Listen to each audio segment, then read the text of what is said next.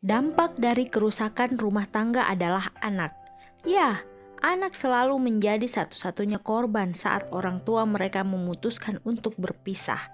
Lain lagi permasalahannya jika setelah berpisah, orang tua tersebut menitipkan anak mereka ke orang lain untuk dirawat. Ya bedalah kasih sayang orang tua kandung dengan orang tua angkat. Film ini mengisahkan seorang pria melewati masa sulit hidupnya. Dia lahir karena hubungan di luar nikah antara ibunya dan kekasihnya. Setelah lahir, dia dititip ke seorang wanita. Wanita itu yang membesarkannya. Namun dia memiliki hasrat seksual yang tabu. Dia menyukai pria dan dia tenggelam jauh lebih dalam dengan perasaannya itu. Itu semua karena perjalanan hidupnya yang rumit. Selamat nonton film. Inilah 2 and 1. Di awal film, terlihat Tino sedang berdiri di pinggir jalan. Dia menunggu bus untuk pulang. Saat busnya sudah tiba, dia segera naik. Di sana dia melihat remaja tengah duduk sendirian. Tino yang seorang penyuka pria lalu merayu remaja itu. Si remaja yang bernama Chan kaget dengan semua kata-kata rayuan Tino. Namun dia hanya senyum-senyum saja yang dianggap Tino sebagai respon positif. Tino sudah sampai di tujuannya. Dia pamit pada Chan dan langsung turun dari bus. Namun saat bus itu kembali berjalan, Tino berlari menghentikan kembali bus itu. Dia lalu naik dan meminta nomor ponsel Chan. Disitulah awal hubungan mereka.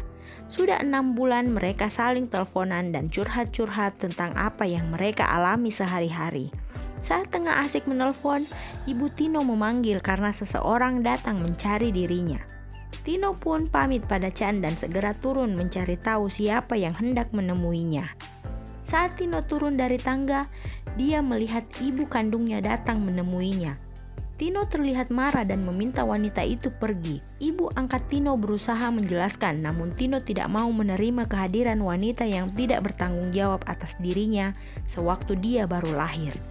Tino marah dan meninggalkan kedua ibunya itu. Tino memutuskan untuk meninggalkan rumahnya. Dia menelpon Chan dan mengajak remaja itu ikut pergi. Sempat Chan ragu untuk ikut, namun saat ibu angkatnya masuk ke kamarnya, sembari berkata, "Sepupumu akan menginap dan bisakah kau berbagi kamar dengannya?" Chan pun berkata, "Aku ikut kemanapun kau pergi, Tino." Keesokan harinya, mereka berdua benar-benar pergi ke sebuah resort yang dibuat khusus untuk orang-orang seperti mereka.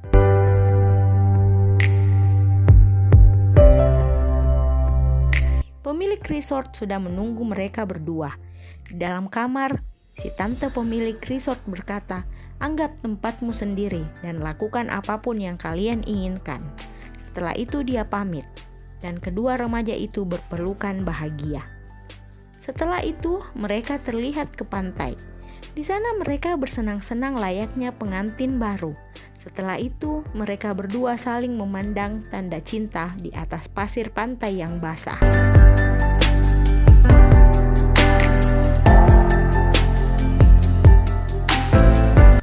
Saat kembali ke kamar, mereka berdua kejar-kejaran hingga mereka memutuskan untuk melakukannya. Namun saat hendak berjuang, Chan menolak Tino dan membuat Tino terjatuh ke bawah tepi tempat tidur. Tino juga kaget dengan sikap Chan yang menolaknya. Pagi hari di pinggir pantai, Tino membahas tentang kejadian semalam dan mempertanyakan perasaan Chan yang Tino anggap tidak serius. Chan tersinggung karena Tino berkata begitu. Dia memutuskan untuk kembali ke kamar. Tino mengejarnya dan meminta penjelasan. Chan hanya berkata dia tidak mau melakukan hubungan dengan Tino karena itu aneh baginya. Tino yang tersinggung dengan kata-kata Chan meminta Chan pulang saja. Chan pun meninggalkan Tino.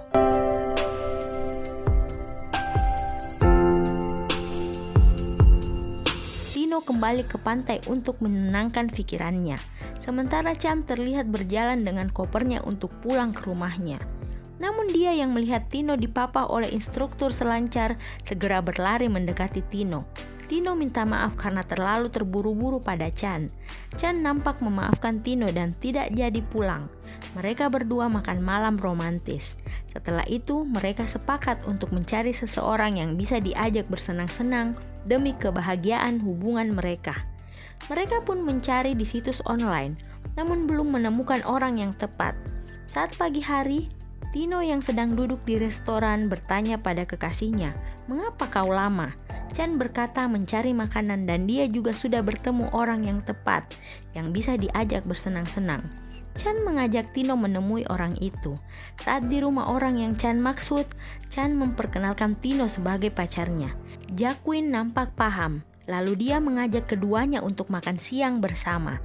Di sana, dia terlihat memberi isyarat pada Tino untuk bersiap-siap beraksi. Mereka bertiga pun bersenang-senang dan mereka bahagia melakukan itu.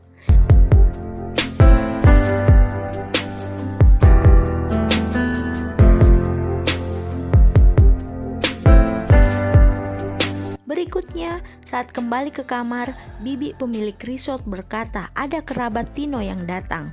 Tino pun segera mencari tahu siapa yang mencarinya. Tino terlihat marah mengetahui ternyata orang yang datang adalah ibunya. Ibunya mencoba menjelaskan semua kesalahpahaman Tino terhadapnya. Namun Tino tidak mau mendengar dan pergi meninggalkan ibunya dan Chan. Saat Tino tidak ada, Ibu Tino menemui Chan sembari curhat tentang Tino. Tino begitu karena trauma diselingkuhi oleh pacarnya dulu. Itulah Tino sekarang, kata ibunya. Saat Tino kembali dari berselancar, dia melihat Chan dan ibunya tengah ngobrol. Itu membuatnya marah. Di kamar, Tino meminta Chan untuk tidak ikut campur tentang urusan keluarganya. Namun Chan sempat nyeletuk tentang masa lalu Tino yang diselingkuhi, membuat Tino marah pada Chan dan pergi ke bar untuk bersenang-senang. Saat di bar, dia melihat Jaquin. Tino dan Jaquin sempat melakukannya di pojok bar. Itu membuat Tino melanggar perjanjiannya dengan Chan. Perjanjian itu berisi mereka berdua tidak akan enak-enak dengan siapapun tanpa salah satu dari mereka. Namun Chan tipe setia. Dia rela dengan tegas menolak Jaquin saat pria itu mulai merayunya. Namun Jaquin hampir saja keceplosan kalau Tino sudah melakukan itu dengan dirinya tanpa Chan. Di kamarnya, Chan mengajak Tino untuk bersenang-senang. Namun Tino berkata, "Bagaimana kalau kita mengajak Jaquin?" Itu membuat Chan cemburu dan ngambek pada Tino. Chan berkata, "Mengapa selalu harus ada Jaquin saat kita hendak berdua?" Tino tersinggung lagi dengan Chan. Dia pun lagi-lagi pergi meninggalkan Chan. Chan berusaha menelpon Tino, namun Tino tidak mengangkatnya. Tino yang lagi menenangkan diri di tepi pantai kaget karena ibunya datang. Ibunya meminta maaf lagi untuk kesalahannya pada Tino. Tino lagi-lagi menolak permintaan maaf ibunya. Tino ke bar untuk menenangkan diri. Setelah dia mabuk, dia terlihat ke rumah Jaquin. Di sana Tino meminta Jaquin untuk melayaninya, lalu mereka pun melakukannya. Saat pagi hari, Jaquin terpaksa bangun karena seseorang datang. Saat dia membuka pintu, ternyata itu Chan. Chan kaget karena Tino mengkhianati komitmen mereka.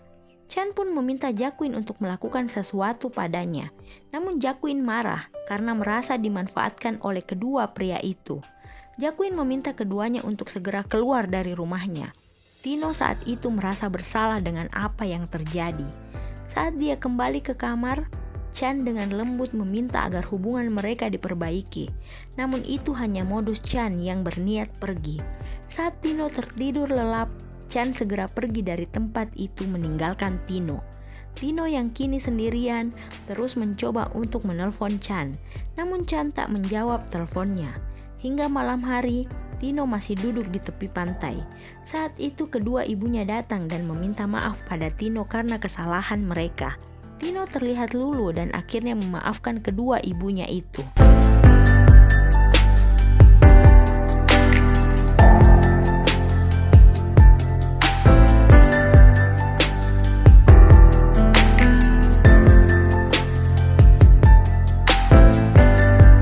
Berikutnya, 6 bulan kemudian, Tino yang tengah naik bus sempat melihat Chan, namun mereka hanya saling melempar senyum dan bus pun berlalu. Terima kasih sudah menonton. Jangan lupa like, subscribe, dan share video seru ini.